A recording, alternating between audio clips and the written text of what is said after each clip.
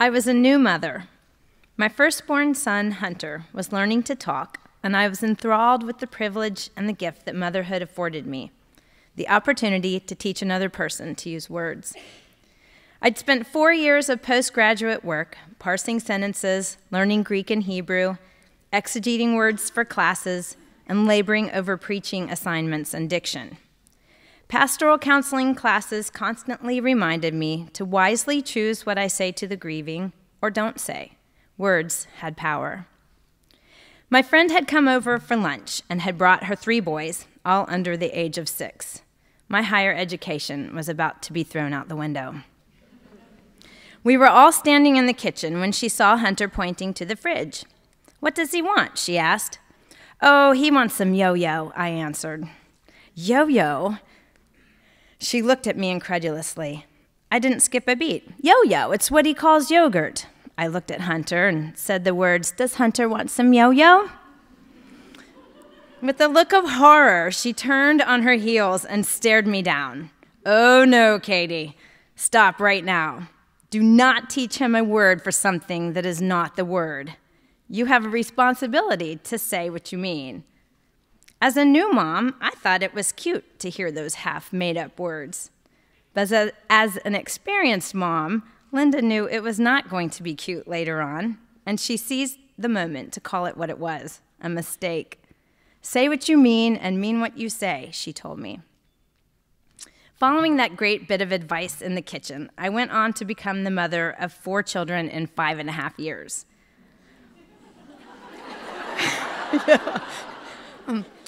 All of our children learned to say words at an early age. I spent years deconstructing and reframing words like pack into backpack, bangabur into hamburger, and hay rim into hammer. I have a daughter who would shoot her hand up whenever I asked a question to the children as a group. "Does anyone want to go to the park?" I would ask.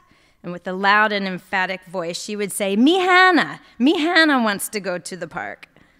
I thought it was funny, but I learned to chuckle inside. I would correct her, saying, I want to go to the park. My journey of life and motherhood has taught me to respect the power of the spoken word. When you say something, it becomes real. 2.5 years ago, following months of undiagnosed digestive issues here in Raleigh, I flew myself to Mayo Clinic in Scottsdale, Arizona, to see our doctor friend. Within hours of the first tests, I had answers. The C word, cancer. Lots of it, in my intestines and around my ovary. I was diagnosed with lymphoma. It was a word that I did not have a working definition of, but a word I had to embrace, blood cancer. At the moment of my diagnosis, my kids were 12, 10, 8, and 6 years old. There would be no hiding it from them. Say what it is. Cancer. "Are you going to get well, Mommy?" they would ask. "I'm going to be treated by fantastic doctors at Duke," I would answer. "Will you lose your hair, Mommy?" "Yes, and you can shave it into a mohawk before it all comes out." "What is chemotherapy, Mommy?" Very strong medicine that will help me." I had to claim the words. I had to learn to speak them with a brave, strong voice. No nicknames, just big, life-altering words.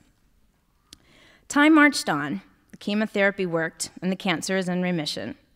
It's expected to be an unwanted visitor knocking at the door of my body again at some point. But for now, I am working and enjoying life. I'm trying to model for my children what it means to get on with living. I take great pleasure in helping my 3rd grader with his wordly wise words each week and proofreading the written words for schoolwork for our other kids.